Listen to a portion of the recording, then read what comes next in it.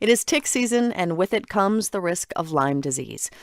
Once found mainly in New England, Lyme disease is now being reported in a much wider range of the U.S. NPR's Allison Aubrey reports that cases have more than doubled over the last decade. Now there's an estimated 300,000 sicknesses a year. Lyme disease was once unheard of in western Pennsylvania, where Barbara Thorne spent time as a kid.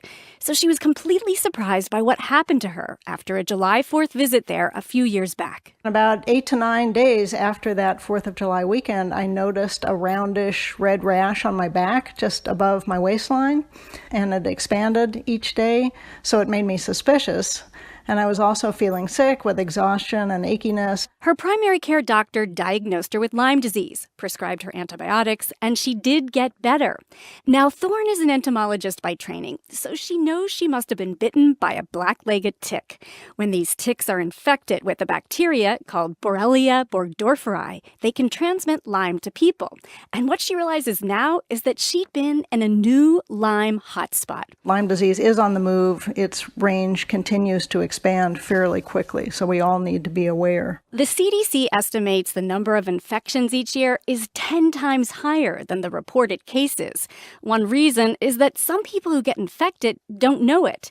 The nymphs, or the young ticks that transmit most of the infections, are teeny tiny, no bigger than a pinhead or poppy seed, and nearly weightless. So it's super easy to miss a tick bite. And symptoms of Lyme overlap with other common illnesses. Paul Fiedler is a physician and chair of the Department of Pathology at Western Connecticut Health Network.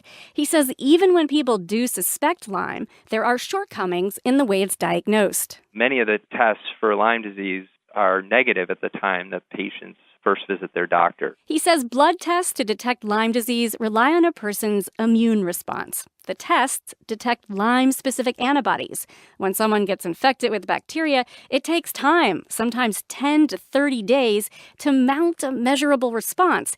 So if they get tested too soon, the test will be negative, and the diagnosis could be missed, which could lead to serious problems. When Lyme is left untreated, the infection can spread to joints, the heart, and the nervous system. Entomologist Barbara Thorne says it is possible to prevent Lyme disease if you're meticulous.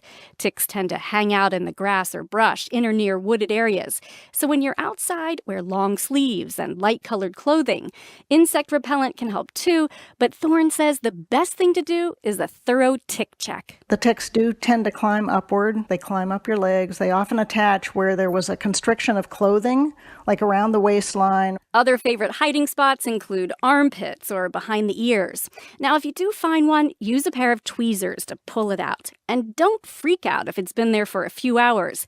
The CDC says in general, ticks need to be attached for 36 to 48 hours before they can transmit the bacteria that causes Lyme disease. Allison Aubrey,